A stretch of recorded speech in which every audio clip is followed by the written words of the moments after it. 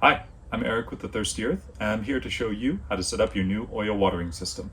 First, peel the lid off, and these little tabs, you peel them up, comes off easily. You can go ahead and take them out, and inside your box, you'll have a bag of fittings and tubing. The fittings included 3/4 inch hose spigot adapter, 1/2 inch female adapter for the back of your float valve, the cap nuts for each of your Ollas, push to connect T's. You'll have one less T than the amount of cups in your kit. So this is a 4-cup kit, and it's gonna include 3 T's, an elbow, a shutoff, and 4 O-rings that go with the cap nut. The bare minimum you need to install your Thirsty Earth system is a good heavy-duty pair of scissors and a trowel. Nice to haves are a power drill with a garden auger drill bit and a small tape measure. So the next step is to assemble your cups. To do that, you'll need to cut your tubing, and you will need to cut 4 3-inch lengths if you have a 4-cup kit. You'll need to cut a length of tubing that we call the stem. That's what comes up out of the center of the Olla. It'll be a 3-inch length, give or take. You can eyeball it if you want. If you cut something jagged, you will get leaks, or slanted, or pinched out of round. That, right there, guaranteed to leak and cause your system to fail. So don't do that. Nice, clean, smooth, even cuts. You can see this cut is pretty flat, but it's pinched out of round. You want to take your fingers and make sure that it's round so that it doesn't leak. This isn't going to work, but that will. The next step is to put these push to connect fittings onto the stems. So we've chosen push to connect fittings rather than barbed fittings because they're easy to use and far less wasteful. If you just put it in, that will leak. You have to push it all the way in until you feel it seat at the back of this fitting, right there. Now they're called push to connect fittings because they work a bit like a Chinese finger trap. They're in there, they're locked in, they don't come out. This is a Chinese finger trap. If you pull too hard, you're locked in, and if you pull really hard, you'll break it. So you have to push in before you pull out, just like here. Press the blue ring locking collar down to remove the fittings, making sure each one is fully seated. These will go through your cap nut, like so, and then the stem O-ring goes on and it fits into that little slip bevel right there. Oop. Don't do that. If the O-ring is on top, you'll get a gushing leak. Has to be on the other underside of the cap nut.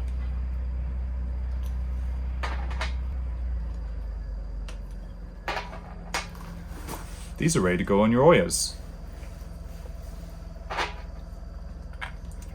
There's a step coming soon called the air purge, so you don't want to tighten this all the way. Just get it loosely in there. I like to keep the stem fairly high up so that it's easy for me to access the push to connect if need be. I don't want it sunken all the way down like that because that makes it harder to work with. This is a 1/4 inch push to connect shutoff valve. It's a simple on-off.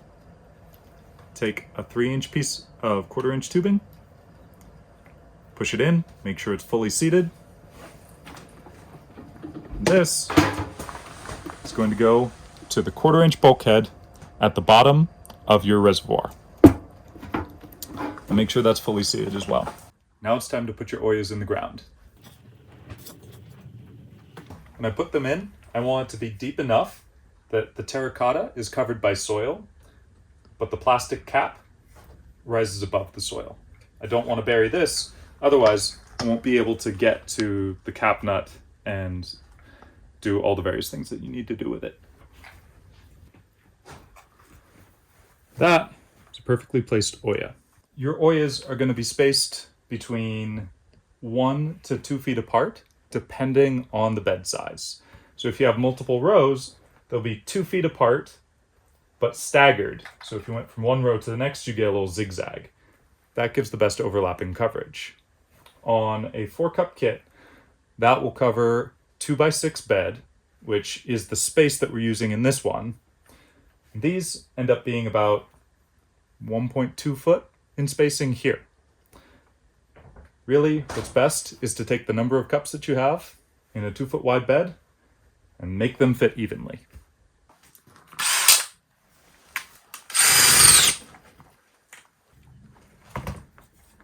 The Thirsty Earth watering system is a closed system. It needs to be sealed for it to work properly. That means that the last Oya in the system is going to be capped off with this elbow so that water can't continue to flow out. Unlike all the other ones, which will have T's, allowing water to flow into the Oya and then on down the line to the next Oya in the system. The next step is to plumb it all up.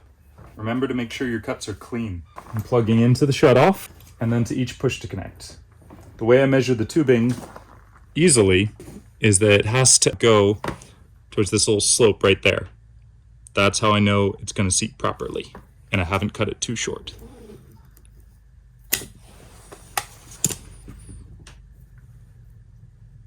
Making sure it's round and pushing it in until it seats fully.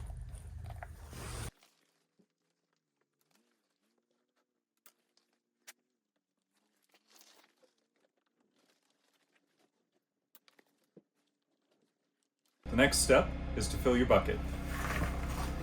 Make sure your shutoff is turned to off and fill your reservoir. Now that it's full, we're going to air purge our cups. All these are full of air, and if you don't air purge, it'll take between a week to a month for the water to push the air fully out of the cups. In the meantime, your plants won't be getting all the water they need. So we solve that by air purging during the install. All of these cap nuts are loose on every single Oya. Then I'm going to turn the shutoff to on, and they should be filling with water from the reservoir right now. Once water comes up through the center cap nut, I'm going to screw that down, cinch it up hand tight. And I do that for each and every cup. All of our kits should last a week off of the reservoir included with them. A 2.5 gallon will last up to 6 cups for 1 week's time. And a 5 gallon will last 12 cups for a week's time. If this is empty tomorrow, then you have a leak somewhere. And you need to make sure that you find where that is and resolve it before rigging it up to autofill. You'll know you have a leak if your reservoir drains overnight. It should last a week. Now that it's been a week and you've checked for leaks, if you're going to hand fill, just keep on keeping on. But if you're going to autofill, take this 1/2-inch female adapter and screw it on the back of the float valve. The first way to autofill is to connect with the garden hose using this 3/4-inch hose spigot adapter. Screw it on, remove the blue ring locking collar, and insert 1/4-inch tubing, making sure it's seated fully. The other end of that 1/4-inch tubing will go to the 1/2-inch fitting on the back of your float, also seating fully. Take this blue clip, put it back on to secure.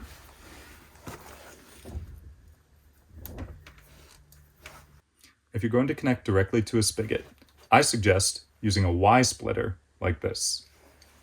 This will allow you to connect your Thirsty Earth watering system while still leaving your spigot available for whatever else you need. If you're plumbing into a sprinkler system, you'll need to purchase a second 1/2 female adapter.